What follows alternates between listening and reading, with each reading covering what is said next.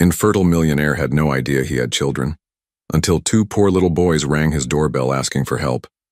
Before we dive into the story, drop a comment below and tell us where you're watching from. Enjoy the story. The December wind howled through Manhattan's steel canyons as Ethan Blackwood stood by the floor-to-ceiling windows of his penthouse, watching the violent storm unleash its fury on the city. At 45, he had everything money could buy, except connection. The diagnosis from his childhood still echoed in his mind. Infertile. A cruel sentence that had shaped his life choices, his failed marriage, and ultimately, his isolation. Lightning illuminated the skyline as rain pounded against glass. Ethan sipped his single malt scotch, savoring the burn while reviewing acquisition projections on his tablet. Another late night alone, just how he preferred it. His minimalist penthouse, situated 60 floors above the chaos of New York, served as both sanctuary and prison. The doorbell's unexpected chime pierced the silence, startling him. No one visited unannounced. Ever. His security system showed two small figures huddled at his door, drenched from the downpour. Children? At this hour? Curiosity overrode caution as Ethan approached the door. Security breach on level 60, he muttered, opening the door to find two identical boys staring up at him. About 8 years old, soaked to the bone, their clothes, worn but clean. But it was their eyes that froze Ethan in place, startlingly blue, the exact unusual shade as his own. "Are you Mr. Blackwood?" one boy asked, his voice steady despite his shivering frame. "Yes," Ethan replied cautiously. "Who are you? How did you get past building security?" The second boy stepped forward. "I'm Tyler, and this is Ryan," he said, gesturing to his twin. "We told the doorman it was an emergency." A flash of lightning illuminated their faces, identical down to the arrangement of freckles across their noses. "Our mom needs help," Ryan continued, his small hands clutching a plastic bag. "She's really sick." "Your mother sent you here? In this storm?" Ethan's brow furrowed. "Who is she?" Tyler shook his head. "She doesn't know we came, but we found this." Ryan carefully removed a photograph from the plastic bag, protected from the rain. With trembling fingers, he handed it to Ethan. The moment Ethan saw the image, his world tilted on its axis. A much younger version of himself, barely recognizable at 23, stood smiling awkwardly outside a fertility clinic where he'd donated sperm as a broke medical student, before discovering his own diagnosis had been incorrect. But after, he'd donated multiple samples. "Mom kept this," Tyler said quietly. "She told us our father was a medical student who helped people have babies when they couldn't. She said he had our eyes." Ethan's heart hammered against his ribs. It couldn't be possible. Yet the mathematical evidence stood before him. Twin boys, born approximately 9 months after his donation, with his distinctive eye color and facial structure. "She's dying," Ryan whispered, his small voice breaking. "And we didn't know what else to do." The implications crashed over Ethan like a tidal wave. These children, these boys with his eyes, were claiming to be his biological sons. Sons he never knew existed from a donation he'd made when he believed he could never have children of his own. "Please," Tyler pleaded, his composure finally cracking. "She needs a doctor. A good one." As another crash of thunder shook the building, Ethan made a decision that would forever alter the carefully controlled life he'd built. "Where is your mother?" The twins exchanged a glance of desperate hope, and in that moment something primal and unexpected stirred within Ethan Blackwood's chest, an instinct to protect these children who, against all odds, might be carrying his DNA. The journey to Jessica Parker's apartment felt surreal to Ethan. His driver navigated through the storm-lashed streets, while the twins sat silently in the back of his luxury SUV, leaving damp imprints on the leather seats. He observed them through the rearview mirror, their matching profiles, the way they communicated without words, how they simultaneously gazed out at the passing city lights with a mixture of worry and wonder. "How long has your mother been sick?" Ethan asked, breaking the tense silence. "Almost 2 years. Ryan answered. But it got really bad this month. Tyler nodded. The medicine cost too much. Mom couldn't work anymore at the library. As they traveled deeper into a neighborhood Ethan hadn't visited in decades, the gleaming skyscrapers gave way to weathered brick buildings. The contrast between his world and where these boys had been living grew starkly apparent. Apartment 3B, Tyler directed as they pulled up to a dilapidated 5-story walk-up. Ethan instructed his driver to wait, then followed the boys through a narrow entrance and up creaking stairs. The building smelled of old cooking oil and dampness. Yet when they reached the 3rd floor, he noticed something different. The hallway outside apartment 3B was immaculately clean. Ryan knocked in a specific pattern before using a key. Mom? We brought help. The apartment was small, tiny by Manhattan standards, but meticulously organized. Books lined every available wall space, and despite the obvious poverty, there was an atmosphere of care and intention. A makeshift bedroom had been created in what should have been the living room, and there, on a narrow bed surrounded by medicine bottles, lay a woman whose beauty remained evident despite her illness. Jessica Parker's eyes widened when she saw Ethan standing awkwardly behind her sons. She struggled to sit up, her thin frame swimming in a faded sweater. Ryan, Tyler, what have you done? Her voice was barely above a whisper, but carried undeniable strength. They found me, Ethan said simply, stepping forward. And it appears we have matters to discuss. Jessica looked at her sons with a mixture of dismay and pride before turning back to Ethan. I never meant for you to know. I never planned to find you. Yet here we are, Ethan replied, his analytical mind already cataloging her symptoms: the jaundiced skin, the weight loss, the specific arrangement of medications. Advanced cancer, poorly treated. Boys, go to your room, please, Jessica requested. When they hesitated, she added, just for a few minutes. Once the twins had reluctantly retreated to the small bedroom they shared, Jessica spoke directly. I used your donation from the Manhattan Fertility Center in 2002. I never knew your name until recently, when I started researching options for the boys. Her eyes, though tired, met his with dignity. I wasn't looking for money or obligation. I was just trying to understand who they might have in this world after I'm gone. Ethan stood rigidly, his mind racing through implications, possibilities, and the astronomical odds of this situation. You're in advanced stage liver cancer, he stated rather than asked. Jessica nodded. With metastasis to the lungs. You need proper medical care immediately. What I need is to ensure my sons will be safe when I'm gone, she countered. I've been trying to arrange foster placement that would keep them together, but I'm calling my medical team, Ethan interrupted, already pulling out his phone. We're transferring you to Mount Sinai immediately. Jessica started to protest, but a coughing fit overtook her. When it subsided, she looked at him with a mixture of resignation and relief. The boys will come with us for now, Ethan said decisively, though his internal voice screamed at the recklessness of this commitment. What did he know about caring for children? Yet something primitive and unexpected had awakened in him, a fierce protectiveness toward these boys who shared his rare eye color and, potentially, much more. Within 30 minutes, Ethan's influence had arranged an ambulance and direct admission to one of New York's premier hospitals. As medical personnel carefully transferred Jessica to a stretcher, the twins watched with the stoic expressions of children who had grown accustomed to crisis. You'll come too? Ryan asked Ethan, his small hand unconsciously reaching toward the man he'd just met. Ethan hesitated for only a moment before nodding. Yes, I'll be there. As they descended the stairs, Jessica weakly grasped Ethan's sleeve. They're good boys, she whispered. The best of me. And perhaps the best of you too. Though you never knew.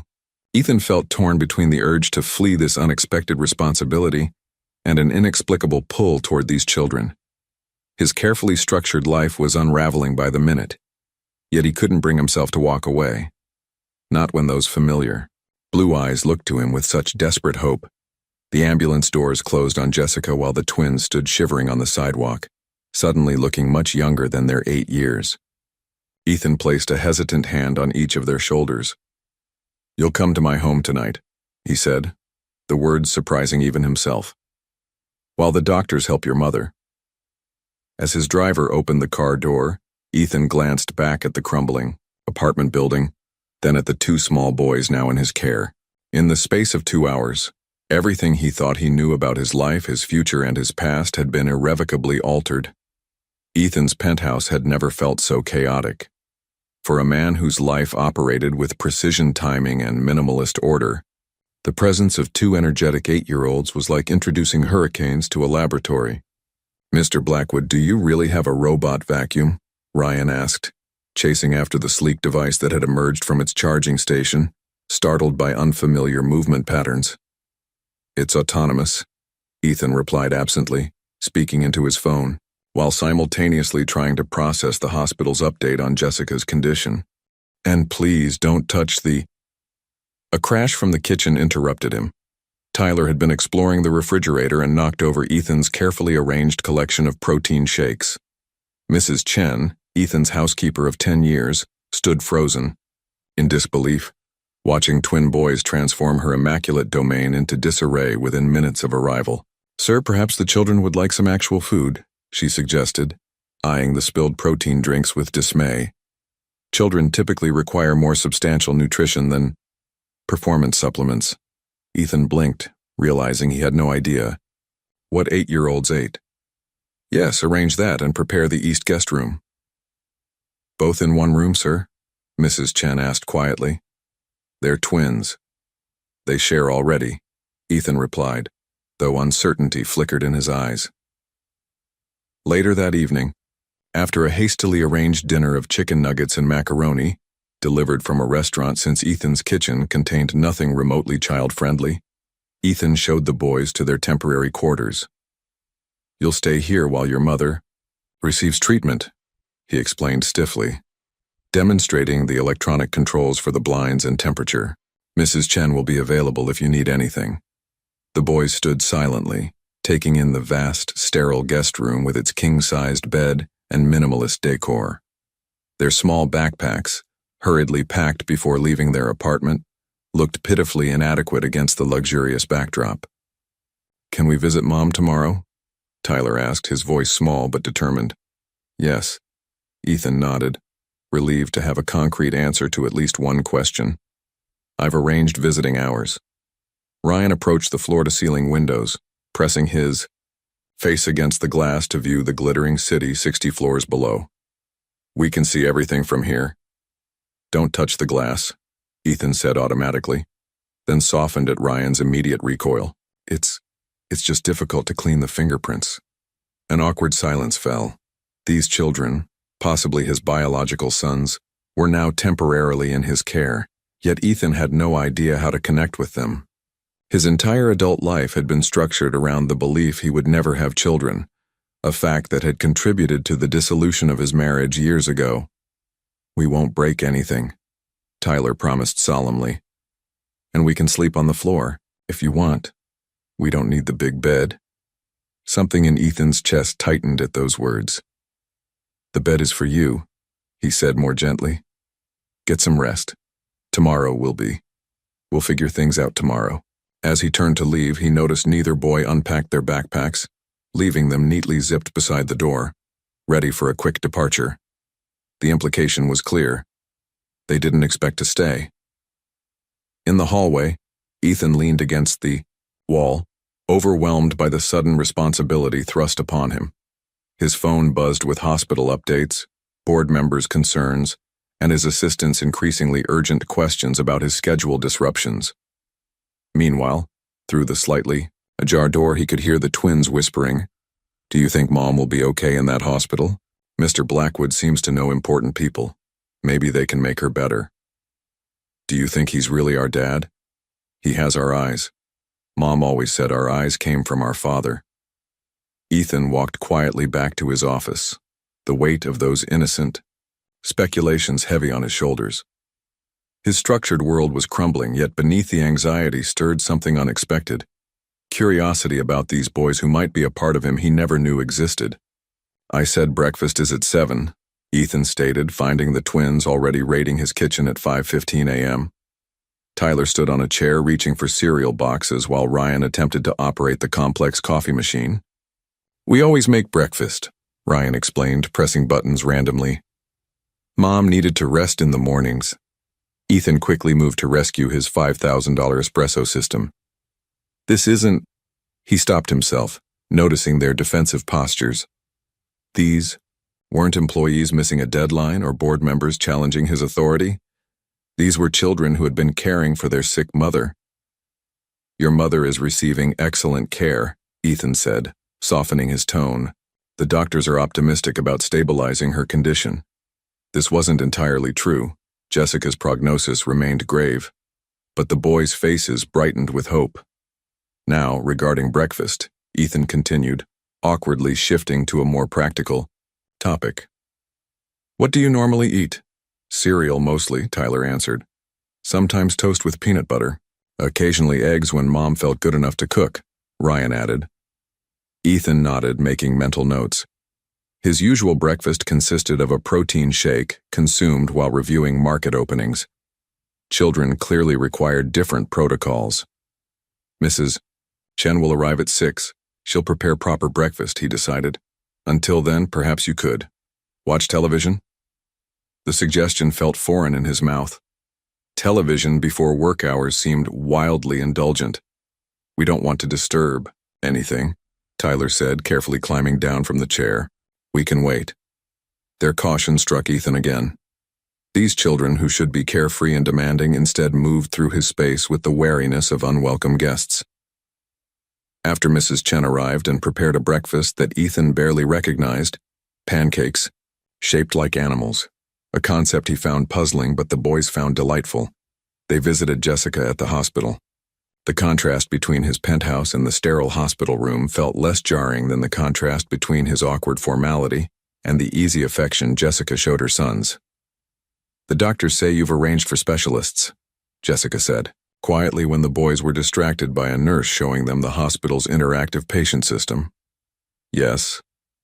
Dr. Mirandez is excellent in these cases," Ethan replied, maintaining professional distance despite the intimate circumstances. Jessica studied him. "They look like you." Ethan shifted uncomfortably. "The genetic testing will confirm." "I don't need testing to know," Jessica interrupted gently. "But I understand you require certainty." When he returned to the penthouse with the twins that evening, Ethan attempted to establish a schedule. "Bedtime is 8:30, breakfast at 7. My assistant Marion will arrange appropriate educational materials until we determine a more permanent schooling solution."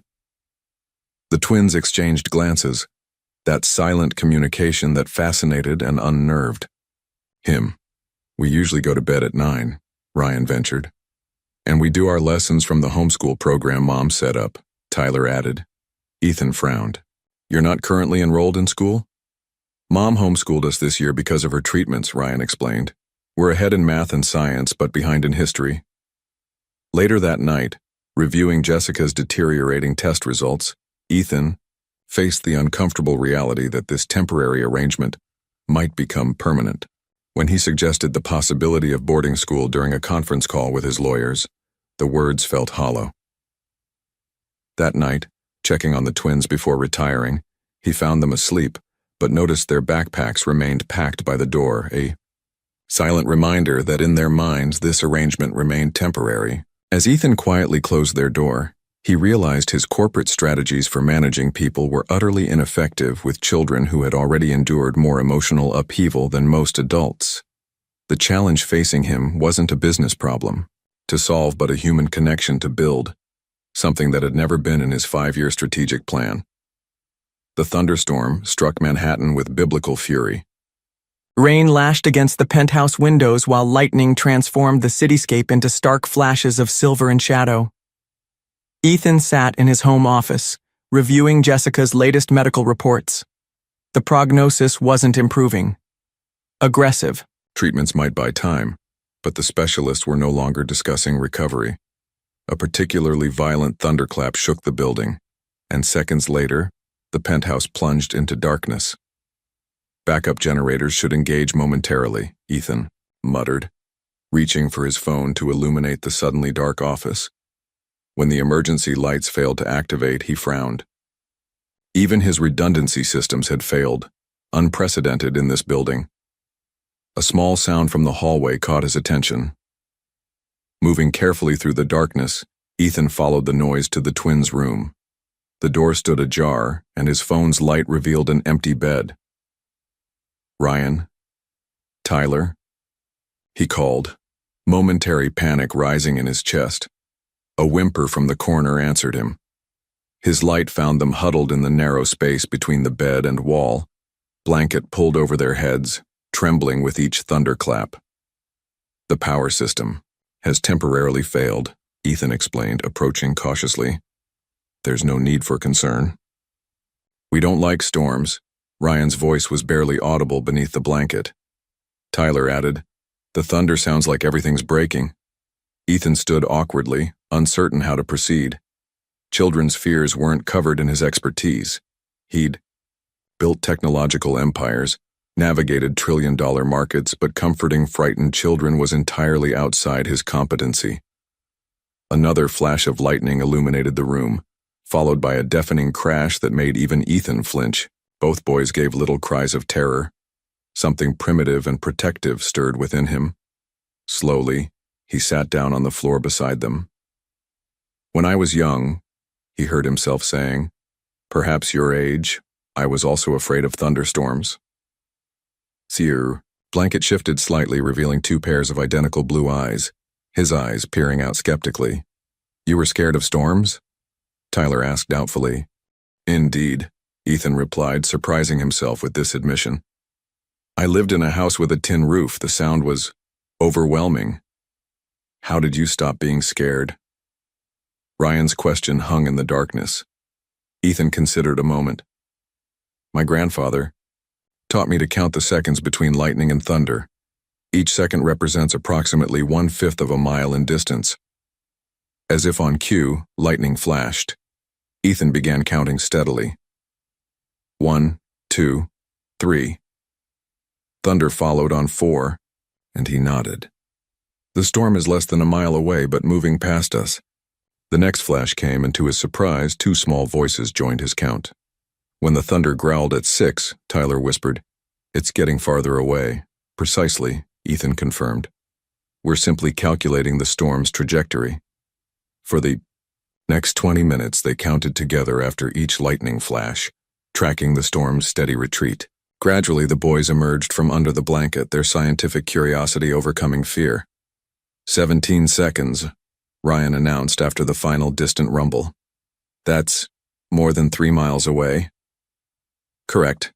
Ethan nodded, oddly pleased by the calculation. When the emergency lights finally flickered on, Ethan found himself sitting cross-legged on the floor with an 8-year-old on either side, all three still counting in unison. Something had shifted. A small bridge formed over the vast gap between their worlds. The next morning, Ethan observed the twins during their homeschool lessons. He noticed Tyler's remarkable ability to solve complex mathematical equations while Ryan demonstrated exceptional spatial reasoning through intricate drawings. For the first time, he saw them not as a shared problem, but as distinct individuals with unique talents. Talents that, perhaps not coincidentally, mirrored aspects of himself. That night, for the first time since their arrival, the twins unpacked a few items from their backpacks before bed. "Mr. Blackwood, I've cleared your afternoon schedule as requested," Marion announced, barely concealing her surprise. In 15 years as Ethan's executive assistant, she'd never seen him voluntarily reschedule the quarterly projections meeting. "Thank you, Marion. I have an appointment at Westridge Academy at 3. Ethan straightened his tie, feeling oddly nervous. "It's a parent-teacher conference." Marion's professionally neutral expression slipped briefly. "Of course, sir. The car will be ready." She hesitated, then added, "The blue tie might be more appropriate. It's less intimidating." 30 minutes later, Ethan stood in Westridge Academy's oak-paneled admissions office, feeling wildly out of place among colorful educational posters and child-sized furniture. The twins sat quietly in the waiting area, wearing new school uniforms that Ethan's personal shopper had procured overnight. Mr. Blackwood, we're delighted you could join us. Headmistress Winters greeted him, though I must admit your application was unusual. Mid-semester transfers typically require more extensive preparation. The circumstances are exceptional, Ethan replied, his tone making it clear that details would not be forthcoming. The headmistress nodded tactfully. We've reviewed the boys' preliminary assessments. Their academic fundamentals are remarkably strong, though there are some gaps in their formal education. Their mother homeschooled them recently, Ethan explained, careful to preserve Jessica's dignity. She was quite thorough with mathematics and reading. Indeed, Tyler's aptitude for numerical reasoning is exceptional, possibly gifted level, and Ryan's spatial visual abilities are equally impressive. His drawings show remarkable perspective for a child his age. Pride, an unfamiliar sensation in this context, flickered through Ethan. They're intelligent boys. They'll need some social adjustment after homeschooling, the headmistress continued, and emotional support given their mother's condition, which you mentioned briefly in your application. Something protective tightened in Ethan's chest. Their mother receives excellent care. The boys' emotional needs are also being addressed. This wasn't entirely true. Ethan had no strategy for addressing their emotional needs, but he was suddenly unwilling to admit any inadequacy in his guardianship. Later that evening, Ethan stood in the doorway of his former meditation room, now transformed into a workspace for the twins. The minimalist Zen decor had been replaced with 2 desks, art supplies for Ryan, and engineering kits for Tyler. Mrs. Chen had added child-appropriate touches, colorful lamps, comfortable chairs, and a bookshelf filled with titles Marion had researched as essential children's literature. "This is for us?" Ryan asked, eyes wide at the array of quality art materials. "You mentioned enjoying drawing," Ethan replied awkwardly. "The supplies should be adequate." Tyler approached the engineering desk cautiously. "Is this a real microscope?" "Digital. 300 times magnification," Ethan confirmed. "There's also a robotics kit. I thought it might interest you." The boys exchanged their silent look, that twin communication Ethan could never decipher. "Thank you," they said in unison, still clearly overwhelmed. That night, after their homework was complete, Ethan surprised himself by joining them for dinner rather than eating at his desk. Mrs. Chen had prepared a proper family meal, the concept still foreign to him, and he found himself listening to the twins' descriptions of their first day at Westridge. "Ms. Abernathy said my math is 9th grade level," Tyler reported proudly. "But my handwriting needs work. My art teacher wants me to join the spring exhibition," Ryan added, a hint of excitement breaking through his usual reserve. "She said, my perspective technique is advanced." Ethan nodded, uncertain how to respond to these achievements. In business, he would offer precise feedback and improvement strategies. With children, the protocols seemed different. "That's excellent work," he managed, watching their expressions carefully. Their small smiles in response suggested his answer, though awkward, had been acceptable. Later, as Ethan reviewed hospital invoices for Jessica's treatment, he realized the twins had begun referring to the penthouse as home, rather than the glass castle, their initial wide-eyed description. A small shift, but significant. In his calendar, the quarterly projections meeting now appeared less critical than the reminder. 9th birthday, cake, presents, Marion to research appropriate options. "Mr. Blackwood, I've cleared your afternoon. Schedule as requested," Marion announced, barely concealing her surprise. In 15 years as Ethan's executive assistant, she'd never seen him voluntarily reschedule the quarterly projections meeting. "Thank you, Marion. I have an appointment at Westridge Academy at 3. Ethan straightened his tie, feeling oddly nervous. "It's a parent-teacher conference." Marion's professionally neutral expression slipped briefly. "Of course, sir. The car will be ready." She hesitated, then added, "The blue tie might be more appropriate. It's less intimidating." 30 minutes later, Ethan stood in Westridge Academy's oak-paneled admissions office, feeling wildly out of place among colorful educational posters and child-sized furniture. The twins sat quietly in the waiting area, wearing new school uniforms that Ethan's personal shopper had procured overnight. "Mr. Blackwood, we're delighted you could join us," Headmistress Winters greeted him. "Though I must admit, your application was unusual. Mid-semester transfers typically require more extensive preparation." "The circumstances are exceptional," Ethan replied, his tone making it clear that details would not be forthcoming. The headmistress nodded tactfully. "We've reviewed the boys' preliminary assessments. Their academic fundamentals are remarkably strong, though there are some gaps in their formal education. Their mother homeschooled them recently," Ethan explained, careful to preserve Jessica's dignity. "She was quite thorough with mathematics and reading. Indeed, Tyler's aptitude for numerical reasoning is exceptional, possibly gifted level, and Ryan's spatial visual abilities are equally impressive. His drawings show remarkable perspective for a child his age." Pride, an unfamiliar sensation in this context, flickered through Ethan. "They're intelligent boys. They'll need some social adjustment after homeschooling," the headmistress continued, "and emotional support given their mother's condition, which you mentioned briefly in your application." Something protective tightened in Ethan's chest. "Their mother receives excellent care. The boys' emotional needs are also being addressed." This wasn't entirely true. Ethan had no strategy for addressing their emotional needs, but he was suddenly unwilling to admit any inadequacy in his guardianship.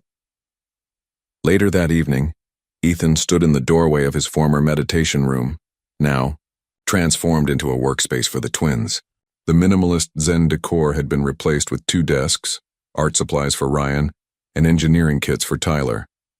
Mrs. Chen had added child-appropriate touches, colorful lamps, comfortable chairs, and a bookshelf filled with titles Marion had researched as essential children's literature. "This is for us?" Ryan asked, eyes wide at the array of quality art materials. "You mentioned enjoying drawing," Ethan replied awkwardly. "The supplies should be adequate." Tyler approached the engineering desk cautiously. "Is this a real microscope?" "Digital. 300 times magnification," Ethan confirmed. "There's also a robotics kit. I thought it might interest you." The boys exchanged their silent look, that twin communication Ethan could never decipher.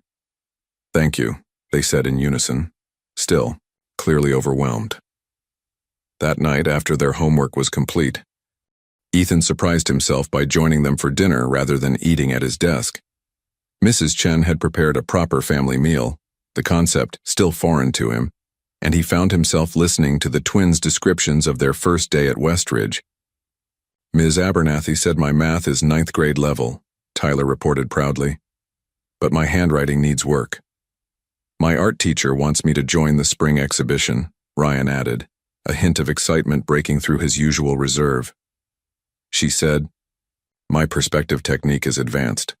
Ethan nodded, uncertain how to respond to these achievements. In business, he would offer precise feedback and improvement strategies. With children, the protocols seemed different. "That's excellent work," he managed, watching their expressions carefully.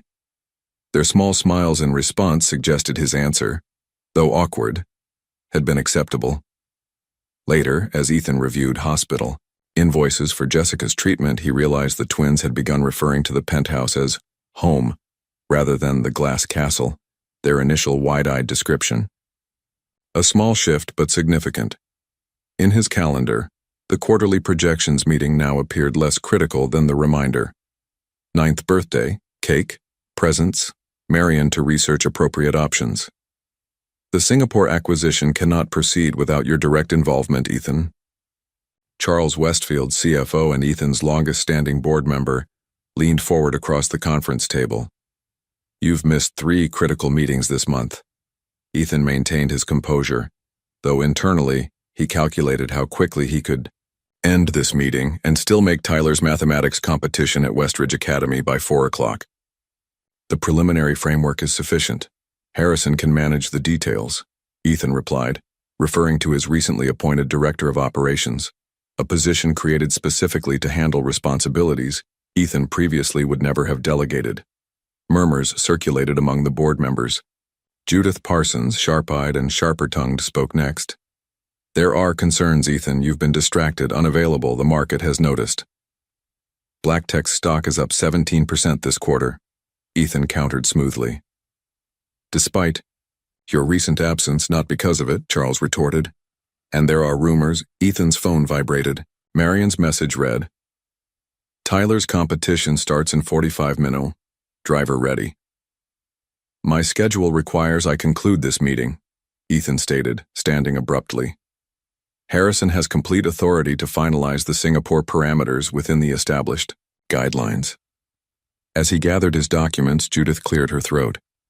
Ethan, there's talk about children living in your residence. If your personal situation is affecting company operations, my personal life remains private.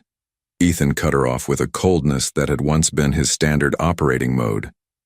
The company's performance speaks for itself. The tension followed him into the elevator, where he quickly exchanged his formal jacket for a more casual blazer that Marion had thoughtfully left with the driver. Appearance at a children's school event apparently required different protocols than board meetings. He arrived at Westridge Academy with 7 minutes to spare, slipping into the auditorium, where parents clutched programs and smartphones with equal fervor. Ethan felt conspicuously out of place, a sensation he'd experienced more frequently since the twins' arrival 9 weeks ago. Tyler spotted him from the competitors section, his small face lighting up with surprise and relief. Ethan nodded in acknowledgement, something warm and unfamiliar spreading in his chest at the boy's reaction to his presence. The competition proceeded with surprising intensity for an elementary school event. Tyler advanced through each round, his mathematical prowess evident even to the other parents, who whispered among themselves while glancing in Ethan's direction. That's Ethan Blackwood's son, he overheard. I didn't know he had children. Apparently very recent. My husband works at Black Tech, says Blackwood's been restructuring his entire schedule around these mystery kids. Adopted? They look just like him, though. Ethan ignored the speculation, focusing instead on Tyler's confident handling of complex equations. When the final scores were tallied and Tyler placed second, Ethan felt an irrational surge of pride that had nothing to do with winning. As they walked toward the car, Tyler clutching his silver medal, the boy asked hesitantly, Are you disappointed I didn't get first place? The question stopped Ethan mid-stride. Why would you think that? Tyler shrugged, studying his shoes. You're always the best at everything. Your company is always first. Ethan considered his response carefully. In business, second place rarely has value, he admitted. But this, your achievement, is extraordinary. You competed against students 2 grades above you. Tyler's smile was tentative but genuine. When they returned to the penthouse, Ryan was waiting with Mrs. Chen. His disappointment was palpable. Did you see my art exhibition? It started at 3. The realization hit Ethan like a physical blow. 2 events, 2 boys, 2 places he couldn't be simultaneously. The simplest of parental dilemmas, yet he'd failed to anticipate it. For once, Ethan Blackwood found himself without a strategic response. That evening, his phone rang with a name he hadn't seen in years. Victoria. His ex-wife's timing had always been impeccable and problematic. Ethan, darling, her voice purred through the speaker. I hear you've been keeping secrets. Twin boys, how absolutely fascinating. Victoria's sudden reappearance in his life triggered old defense mechanisms. Ethan retreated to familiar territory. Work. The Singapore acquisition demanded attention. The board required reassurance. Market analysts needed statements. All reasonable excuses to insulate himself from the emotional complexities that had invaded his carefully structured life. For 3 days, Ethan barricaded himself in his home office, emerging only for brief, formal interactions with the twins. Mrs. Chen managed their daily routine while Marion coordinated their school schedules. It was efficient, logical, emotionally safe. On the 4th evening, Ethan's phone lit up with the hospital's number. Mr. Blackwood, Jessica Parker is asking for you, the nurse informed him. Her condition has deteriorated significantly. The oncologist recommends you come as soon as possible. The hospital corridor felt endless as Ethan approached Jessica's room. The twins had visited her that afternoon with Mrs. Chen, a routine he'd established, then gradually stopped participating in personally. Jessica lay propped against pillows, her once vibrant presence diminished to fragile translucence. Yet her eyes, so similar to her son's, remained sharp and perceptive. "You're avoiding them," she stated without preamble, her voice barely above a whisper. Ethan shifted uncomfortably, unused to such direct emotional confrontation. "I've had pressing business matters. They think they've done something wrong." Jessica's words cut through his defenses. After Ryan's art exhibition, Tyler told him it was his fault you missed it, that if he hadn't asked you to his math competition, you might have gone to Ryan's instead. Shame, an emotion Ethan rarely experienced, washed over him. "I wasn't aware of the scheduling conflict until it was too late. That's not why I asked you here." Jessica's breathing was labored between sentences. "The treatment isn't working as we'd hoped. I need to know what happens to my boys when I'm gone." The stark reality of her deterioration struck Ethan anew. Despite the best medical care money could buy, Jessica was dying, and the twins, possibly his biological sons, would be orphaned. "The DNA results," he began. "Don't insult both of us," Jessica interrupted with surprising strength. "Look at them, Ethan, they're yours, but biology isn't what matters now. What matters is whether you're willing to be their father, not just their financial provider." Her words exposed the truth he'd been avoiding. He'd been handling the twins like a business problem rather than a relationship, providing resources, but withholding himself. Back at the penthouse later that night, unable to sleep, Ethan found himself drawn to the twins' room. The door stood slightly ajar and he peered in, expecting to find them asleep. Instead, he discovered an empty bed. Alarm surged through him until he noticed light spilling from their closet. Approaching quietly, he heard whispers. "We should pack. Warm clothes, it gets cold at night. Do you think we can find our old apartment building?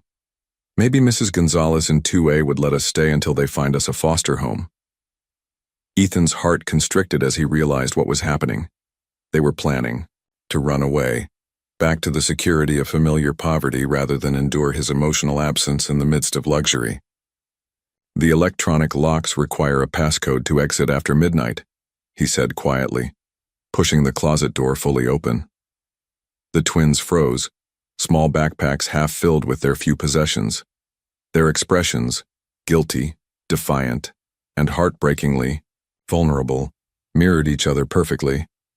"You weren't supposed to know until morning," Tyler finally said. "We don't want to bother you anymore," Ryan added, his voice small. "You're very busy."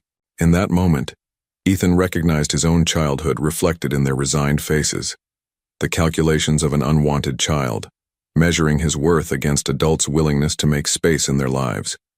He'd been recreating the emotional patterns of his own distant upbringing despite his promises to himself that he would never become his father.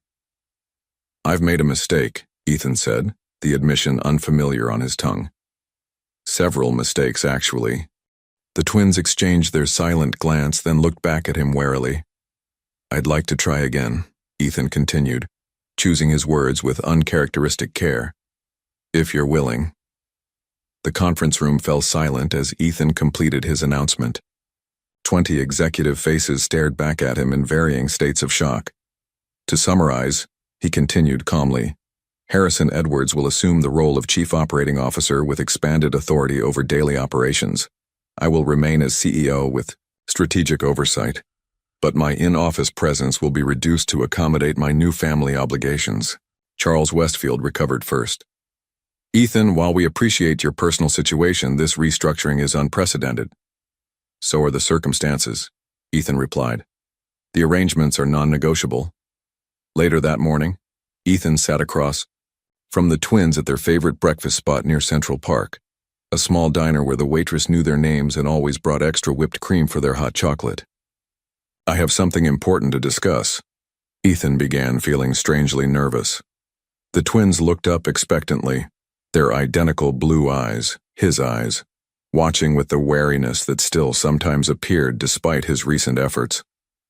"I've rearranged my work schedule," he explained, Starting today, I'll take you to school each morning and I'll be home by 4:30 every afternoon. The twins exchanged their silent communication glance. What about your important meetings? Tyler asked cautiously. They've been rescheduled or delegated, Ethan replied. Your school activities and homework time take priority now. Ryan studied him skeptically. For how long? The question revealed the depth of their uncertainty, their expectation that his attention was temporary, conditional. Permanently, Ethan stated firmly. I've made a commitment to you both, to our family. The word felt foreign on his tongue. He'd never used it in reference to himself before. But the twins' expression suggested it was the right one. That evening, after visiting Jessica at the hospital, Ethan helped the boys create memory books. Beautiful, leather-bound journals Marion had found that could hold photographs, drawings, and written memories of their life with their mother. Mom used to read us 3 books every night even when she was really tired, Ryan shared, carefully pasting a photo of Jessica in his journal. She made up special voices for all the characters, Tyler added, even the scary ones. Ethan listened, asking questions, learning about the woman who had raised his sons with such care despite her limited resources. He'd been so caught up in the biological confirmation, the DNA tests that had indeed verified his paternity, that he'd nearly missed the more important truth. Jessica had given these boys a foundation of love that all his wealth couldn't have provided. Over the following weeks, Ethan created structure without rigidity. Breakfast together became sacred time. School drop-offs included a specific goodbye ritual they'd developed together. Afternoons balanced homework with activities that nurtured their individual interests. The penthouse gradually transformed from a minimalist showplace to a functioning home.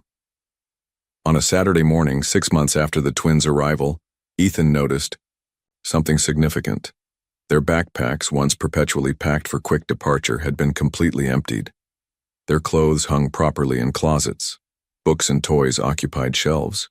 Small personal items, rocks Ryan found interesting, origami creatures Tyler created from mathematical papers, dotted formerly pristine surfaces. They had moved in, truly and completely. That afternoon, as Ethan helped Tyler with an advanced robotics program while Ryan sketched contentedly nearby, his phone buzzed with a text from Victoria. We need to talk about these children you've acquired. My attorney will be in touch. Some concerns have arisen regarding legitimacy and inheritance. Dinner soon to discuss? V. Ethan silenced the phone, turning his attention back to the robot Tyler was programming. The external threat could wait. This moment, this hard-won peace with his sons, took precedence over everything else. For the first time in his adult life, Ethan Blackwood had rearranged his priorities around people rather than profit, and found himself strangely content with the trade. Dad, watch this, Tyler called out, his robot navigating the obstacle course they'd constructed across the living room floor. The small machine beeped triumphantly as it reached the finish line without a single collision. Ethan looked up from his tablet, momentarily startled by the casual use of Dad, a recent development that still caught him off guard but warmed something deep in his chest. Impressive programming, he acknowledged. Your algorithm accounts for variable speeds on different surfaces. Tyler beamed at the technical observation. At 9 years old, he thrived on specific feedback rather than generic praise, a trait Ethan recognized in himself. From the art corner they'd established near the windows, Ryan called, I finished the skyline drawing, want to see? The brothers had developed distinct personalities in the 6 months since arriving at the penthouse. Tyler was methodical, precise, drawn to mathematics and engineering challenges that reflected Ethan's own analytical mind. Ryan possessed an emotional intelligence that sometimes unsettled Ethan with its accuracy, along with artistic talents that transformed how he saw the world. Later that afternoon, they visited Jessica at the hospital. Her condition had stabilized temporarily, allowing for longer, more meaningful visits. The sterile room had been transformed with the boys' artwork, photographs, and small treasures, creating a space that felt almost like home. They beat me at chess yesterday, Ethan told Jessica as the twins explored the hospital's newly installed game room down the hall. Both of them consecutively. Jessica smiled weakly. They've always been strategic thinkers. You should see them negotiate bedtime. An easy rapport had developed between them. Co-parents in an impossible situation, unified by their shared concern for the boy's well-being. Tyler called me Dad this morning, Ethan said quietly. Jessica's eyes softened. How did that feel? Terrifying, Ethan admitted. And right somehow. They trust you now, Jessica observed. That's a precious gift. Don't squander it. The following Wednesday, Ethan received an urgent call from Headmistress Winters at Westridge Academy. He arrived to find Tyler sitting outside, the administrative office, arms crossed defensively, a darkening bruise beneath his right eye. There was an altercation during recess, the headmistress explained. Apparently, Jacob Miller suggested that Tyler and Ryan were, she lowered her voice, charity cases taken in for publicity purposes. Cold anger surged through Ethan. And the other child's punishment? Jacob is being disciplined appropriately, she assured him. But Tyler's reaction was concerningly physical. In the car, Tyler maintained rigid silence, staring out the window. Physical confrontation is rarely the optimal strategy, Ethan finally said, falling back on logical analysis where emotional comfort failed him. He said you were going to send us away once you got bored, Tyler burst out. That you only took us in because it made you look good in the newspapers. Ethan pulled the car over, turning to face his son fully. Tyler, look at me. The boy reluctantly met his gaze, blue eyes, so like Ethan's own, swimming with unshed tears. You and Ryan are not a publicity stunt or a charitable project, Ethan stated firmly. You are my sons. Genetically, legally, and, he hesitated, emotional language still unfamiliar territory, in every way that matters. But what if you change your mind? Tyler's voice cracked. People do that. The question revealed the core fear that still haunted both boys despite months of stability, the fear that their place in Ethan's life remained conditional, temporary. I have established a legally binding guardianship, Ethan explained, falling back on concrete facts. More importantly, I have restructured my entire life around you and Ryan. I have not, and will not, change my mind. Tyler's posture relaxed, slightly. Ryan says you're different now than when we first came. He says you smile more. This observation, so simple yet profound, caught Ethan off guard. The transformation had been so gradual he'd barely noticed it himself. That evening, after both boys were asleep, Ethan received another text from Victoria. My attorney Daniel Harrington will contact you tomorrow. These children deserve proper vetting before any inheritance implications are established. For your own protection, of course. The implied threat was clear, but for the first time in their long history, Victoria's manipulations seemed trivial compared to the trust reflected in Tyler's words. Dad, watch this. Chapter 11. The threat emerges. Ethan, darling, you look positively domestic, Victoria drawled, her Louboutins clicking precisely against the marble as she strode uninvited into his penthouse. Behind her followed a silver-haired man carrying a leather portfolio, his expression professionally neutral. Victoria. This is unexpected, Ethan replied coolly, glancing at his watch. The twins would be home from their robotics club in 30 minutes, a deliberately scheduled intersection he wanted to avoid. This is Daniel Harrington, Victoria continued as if he hadn't spoken, one of New York's premier inheritance attorneys. He's concerned about your recent acquisitions. Daniel stepped forward, extending his hand. Mr. Blackwood, I specialize in protecting family assets from fraudulent claims. Ethan ignored the offered handshake. My sons are not acquisitions, and there is nothing fraudulent about their situation. Victoria settled herself on the sofa, once her favorite during their marriage, and examined the transformed living space with theatrical dismay. Children's books on Carrara marble. How? Times change. What do you want, Victoria? Ethan asked directly, remaining standing. Only to protect you, she replied with practiced concern. These children appeared quite suddenly, with a convenient story about fertility clinic donations. Have you considered the possibility that that this dying woman targeted you specifically? Your net worth would make you an attractive mark. The DNA tests confirmed paternity weeks ago, Ethan stated flatly. Daniel cleared his throat. With respect, Mr. Blackwood, DNA tests can be manipulated. We would recommend independent verification through our specialists. Completely confidential, of course, Victoria added smoothly. We wouldn't want the press speculating about your sudden foray into fatherhood. Something in her tone triggered Ethan's instincts. You've been investigating Jessica. Victoria's slight smile confirmed his suspicion. Simply preliminary due diligence. Her employment history at the library checks out, though her financial situation was more complex than one might expect. Several large withdrawals before her diagnosis. Interesting timing. The insinuation hung in the air, calculated to plant seeds of doubt. Before Ethan could respond, the elevator chimed, announcing an arrival. Mrs. Chen appeared, her normally impassive face showing unusual concern. Mr. Blackwood, the hospital called. Ms. Parker has taken a turn. The boys are already on their way there with Marion. Ethan moved immediately toward the door, all thoughts of Victoria forgotten. We'll continue this discussion later, Daniel called after him. This situation has significant implications for your estate planning. At the hospital, Ethan found the twins in the family waiting area, their faces pale with fear. Marion sat between them, her usual professional demeanor softened by genuine concern. The doctors are with her now, Marion explained quietly. Her oxygen levels dropped suddenly. Ryan looked up at Ethan, his artistic sensitivity making him particularly vulnerable to emotional currents. Is Mom going to die today? The direct question struck Ethan like a physical blow. His old self would have retreated into clinical facts or vague reassurances.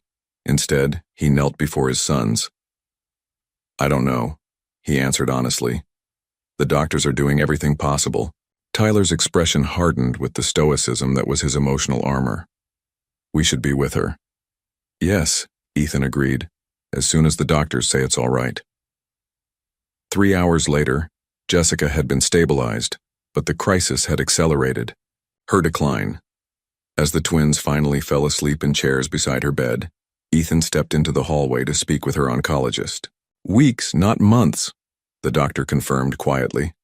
Her systems are failing progressively. Ethan nodded, processing the timeline.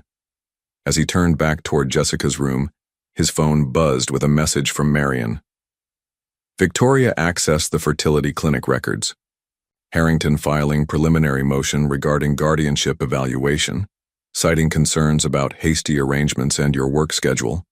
Meeting with our legal team tomorrow, 8 a.m. The threat was no longer theoretical. Victoria, whether motivated by jealousy, financial calculation, or simple malice, was creating a legal challenge that would add immeasurable stress to an already impossible situation. Inside the hospital room, Jessica's eyes opened as he entered. Despite her weakness, her perception remained sharp. Something's wrong, she whispered. Ethan hesitated, unwilling to burden her with Victoria's manipulations. But Jessica deserved the truth about her son's future. There may be some legal complications regarding the guardianship, he admitted, keeping his voice low to avoid waking the twins. Jessica's frail hand reached for his. Fight for them, Ethan. Not just with your money, with everything you are. The hospice facility overlooked Central Park, its tasteful interior designed to mask its ultimate purpose. Jessica's room featured large windows where autumn leaves painted the view in golds and crimsons, her favorite colors, as the twins had informed the staff. Ethan sat beside her bed reviewing legal documents while Jessica dozed. The twins were at school. Maintaining routine had become essential as their mother's condition deteriorated. You should be at the courthouse, Jessica murmured, her eyes still closed. My lawyers are handling the preliminary hearing, Ethan replied. Setting aside the papers, Jessica's eyes opened, their blue, so like her son's, now shadowed with pain medication. Victoria sounds determined. She is. Ethan didn't sugarcoat the situation. Their relationship had evolved beyond platitudes. She's claiming my work history makes me an unsuitable guardian, that the boys would be better served in a stable, traditional environment while maintaining financial support from me. She wants control of their inheritance, Jessica translated. Yes. The simplicity of Victoria's motivation made it no less dangerous. She's demanding expanded DNA verification and a full investigation of our arrangement. Jessica's laugh was a ghost of its former self, as if I orchestrated this elaborate scheme while dying of cancer. Her gallows humor had become a bond between them, a shared defiance against the cruelties of circumstance. The door opened as Marion arrived with coffee and updates. Mr. Blackwood, the school called. There was an incident with Tyler. Ethan tensed. Is he hurt? No, but he struck another student who was apparently discussing the newspaper article. The New York Times piece had appeared that morning. Tech billionaire in custody battle over secret twin heirs. Victoria's legal challenge had leaked to the press, complete with insinuations about Jessica's motives and Ethan's fitness as a parent. I'll handle it, Ethan said, already reaching for his coat. Jessica caught his wrist. Bring them here afterward. They need to see me, while I'm still myself. At Westridge Academy, Ethan found Tyler in the headmistress's office, sullen and defiant. He said Mom tricked you for your money, Tyler stated flatly when they were alone, that we'll be sent away when she dies. The raw fear beneath the anger tore at Ethan's heart. Tyler, look at me, he said firmly. That will never happen. The newspaper said there's a court case. A legal formality, Ethan explained, choosing his words carefully. Nothing that will change our family. Tyler studied him, searching for deception. Ryan's not eating lunch anymore. He thinks we should save food in case we have to run away. The revelation struck Ethan like a physical blow. Despite all his efforts, their security remained fragile. Fear of abandonment lurking just beneath the surface. That evening, after visiting Jessica, Ethan found Ryan in his room scrutinizing the New York Times article that one of the hospice nurses had carelessly left visible. It says your ex-wife thinks you're not good at being a dad, Ryan said without preamble. Ethan sat beside him on the bed. Victoria doesn't know me anymore. Or you. Will a judge take us away from you? No, Ethan stated with a certainty he wasn't entirely sure he could guarantee. Our family stays together. But what if… Ryan, Ethan interrupted gently. Do you remember when you first came here? How your backpack stayed packed by the door for weeks? Ryan nodded. You were afraid to believe this was permanent, Ethan continued. But now your drawings are on the refrigerator, your books fill the shelves, and this morning you argued with Tyler over whose turn it was to feed the fish in our aquarium. This is our home, Ryan acknowledged quietly. Yes. And nothing, no legal challenge, no newspaper article, changes that fact. Later that night, Ethan found the twins huddled together in Tyler's bed, whispering intensely. They froze when they spotted him in the doorway. We're not running away, Tyler said quickly. We were just making a plan, just in case.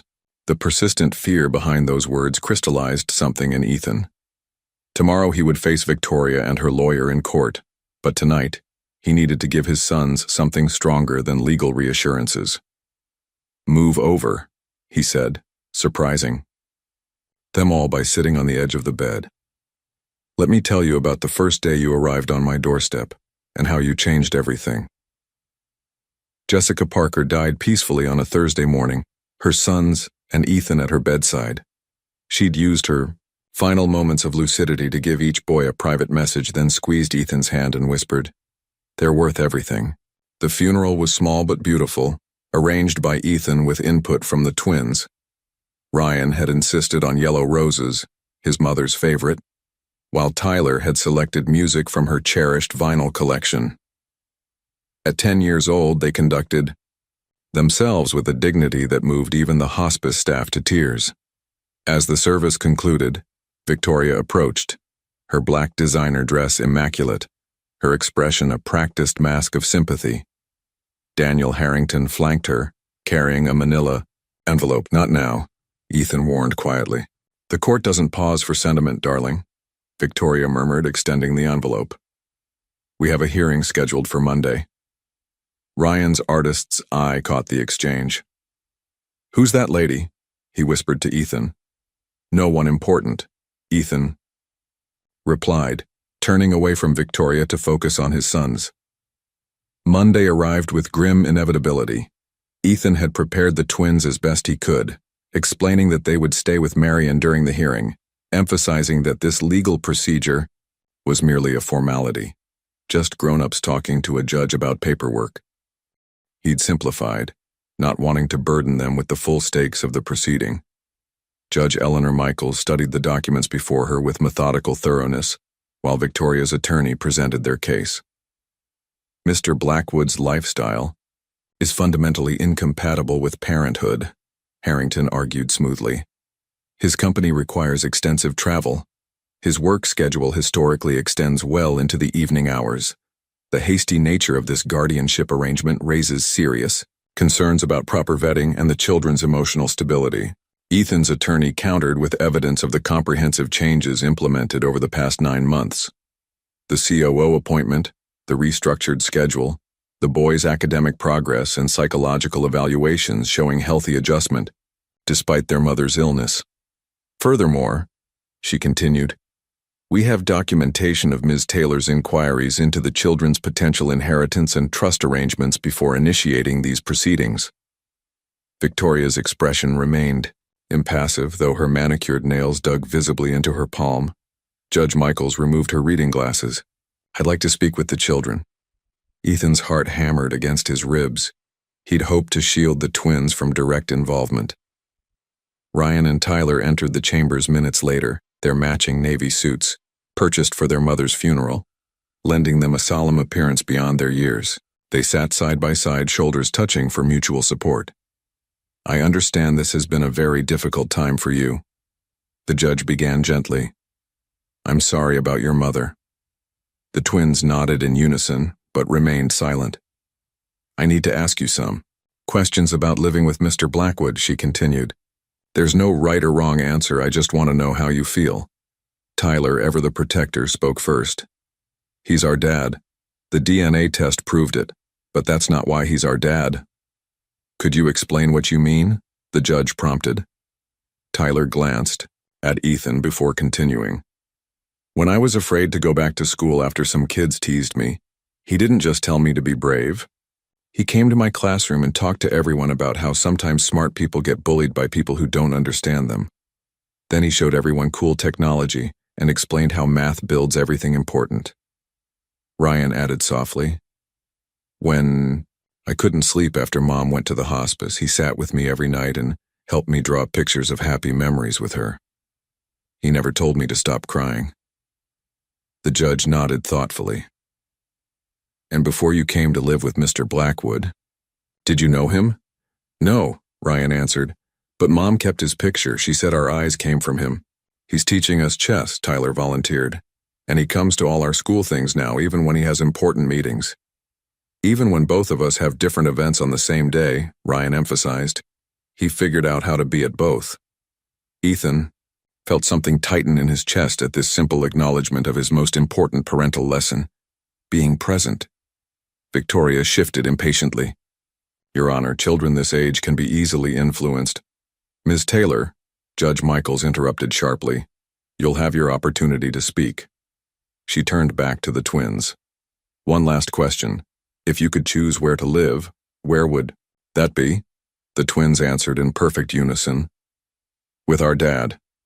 As they left the chambers, Ryan paused by Victoria's chair. With the startling perception that made his artwork so compelling, he studied her face. You're sad, he observed quietly. But not about us. Victoria's practiced composure slipped for just a moment, revealing something wounded beneath her polished exterior. Chapter 14. Resolution.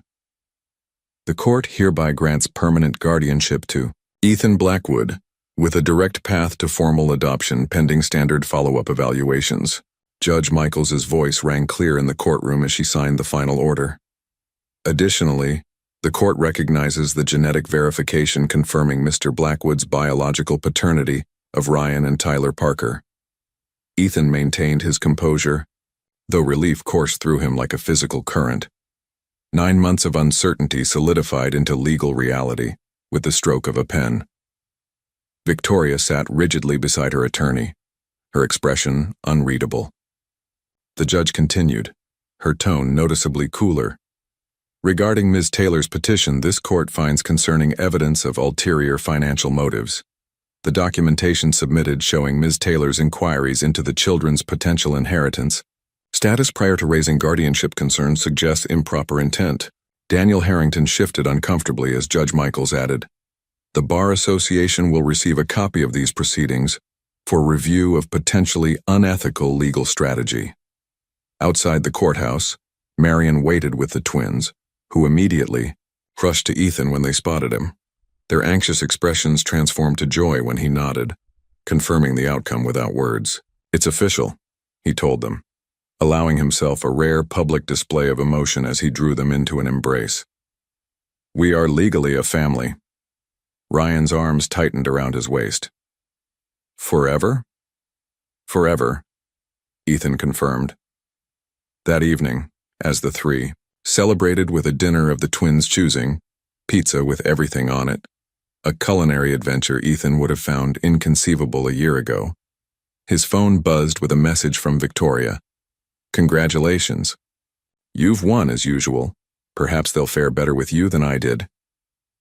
The cryptic message hinted at depths to Victoria's motivations beyond simple financial calculation, wounds from their failed marriage that had never properly healed. For the first time, Ethan felt something approaching compassion for his ex-wife, though it didn't excuse her actions. 2 weeks later, Ethan convened his executive team for an announcement. Harrison Edwards, now comfortably established as COO, nodded, with approval as Ethan outlined his plans. "The Jessica Parker Foundation will launch next quarter," Ethan explained. "Its mission is to provide comprehensive support to single parents facing terminal illness, ensuring their children maintain stability, education, and appropriate care during and after medical crisis." Marion distributed detailed proposals as Ethan continued. "Initial funding will be $50 million with annual contributions tied to Black Tech's performance. We'll partner with Mount Sinai's Oncology Department and New York City's social services to identify families in need." Charles Westfield, once his harshest critic regarding the twins, studied the proposal thoughtfully. "This is unexpectedly comprehensive, Ethan, and the focus on maintaining educational continuity for affected children is particularly strong." That aspect was developed with significant input from Tyler and Ryan, Ethan acknowledged. Their experience informed much of the foundation's structure. Later that month, the foundation's inaugural fundraising gala transformed Black Tech's corporate headquarters. The twins, dressed in their first custom suits, Tyler had insisted on navy, Ryan had chosen charcoal gray, stood proudly alongside Ethan as he addressed the gathered philanthropists and business leaders. "1 year ago, my understanding of success was defined exclusively by market position and technological innovation," Ethan began. "Today I measure success differently, through the resilience of 2 extraordinary young men who, despite losing their mother to cancer, continue to approach life with courage and compassion." The twins exchanged their silent glance. That twin communication that Ethan had come to recognize if not fully understand. "I'd like to introduce Ryan and Tyler Blackwood," Ethan continued, using their new legal surname officially for the first time. "The inspiration behind everything we're building here tonight." Tyler stepped forward first, his natural confidence evident as he explained the foundation's educational support systems. Ryan followed, describing the art therapy programs designed to help children process grief, programs he'd helped develop based on his own experience. As the evening concluded, Judith Parsons, once Ethan's most skeptical board member, approached him. "I didn't think you capable of this kind of humanity," she admitted. "Your sons are remarkable young men." "They are," Ethan agreed, watching as the twins charmed potential donors with their intelligence and earnestness. Though I can take little credit for that. Their mother raised them with extraordinary values despite difficult circumstances. But they have your analytical minds, Judith observed. And now, perhaps, your capacity to change the world, just in a different way than you originally imagined. That night, as Ethan tucked the exhausted boys into bed, a ritual he'd initially found awkward but now cherished, Ryan asked sleepily, "Do you think Mom saw us tonight?"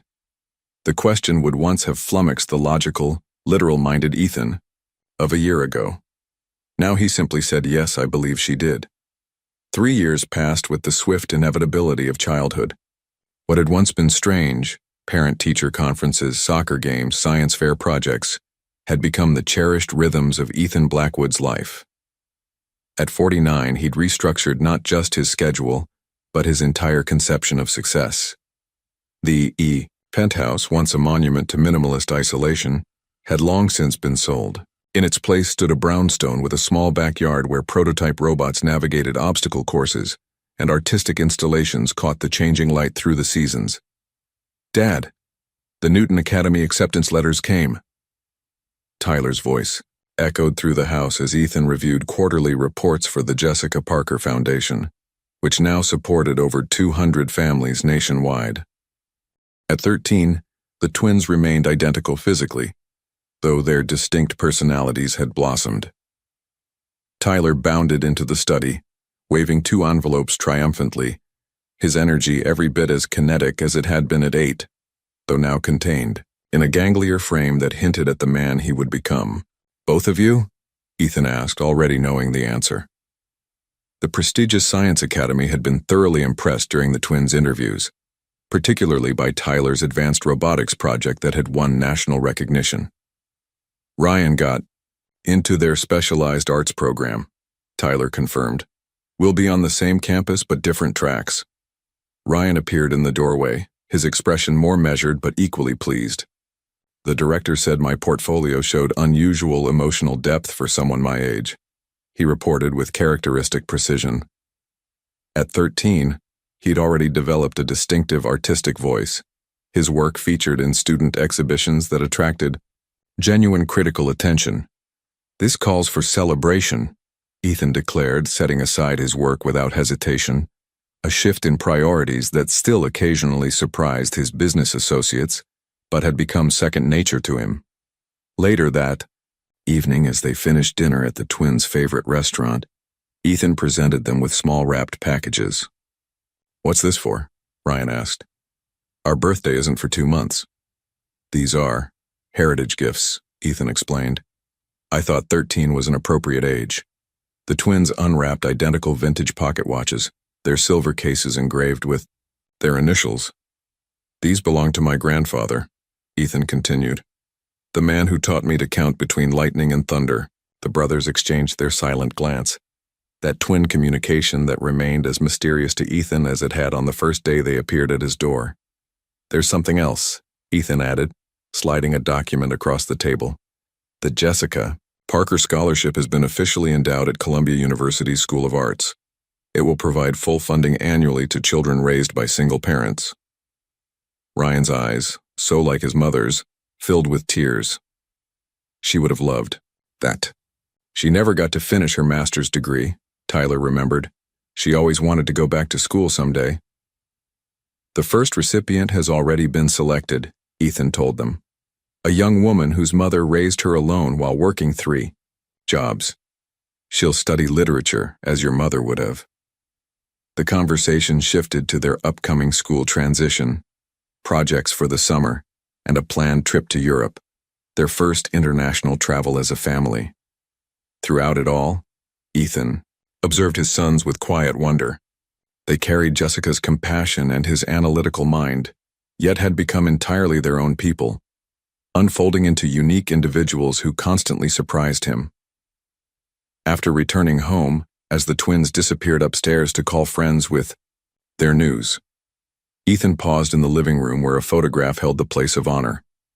Taken at the Foundation's 2nd annual gala, it showed the 3 of them together, Ethan flanked by his sons, all three sharing the same distinctive blue eyes and, more tellingly, the same genuine smile. 5 years ago, he could not have imagined this life. His definition of success had been algorithmic, measurable in market share, technological innovation, and accumulated wealth. Nothing in that equation had accounted for the profound fulfillment of watching his sons navigate both triumph and disappointment, or the simple pleasure of family dinners filled with debate and laughter. Outside, a spring thunderstorm rolled across the city. Through the window, Ethan watched lightning illuminate the skyline and instinctively began counting seconds until the thunder followed. 1, 2, 3. 2 voices joined his from the staircase, counting in perfect unison. The thunder arrived on 4, and Tyler announced, "Getting closer, but not too close," Ryan added with the quiet confidence of someone who had learned that storms eventually pass. Ethan nodded, surrounded by the family he never expected, formed not through traditional paths but through choices, challenges, and ultimately, love. The most valuable legacy of his life would not be measured in patents or profit margins, but in the 2 remarkable young men who had appeared at his door on a stormy night and changed everything. "No," he agreed, putting an arm around each of his sons. "Not too close at all."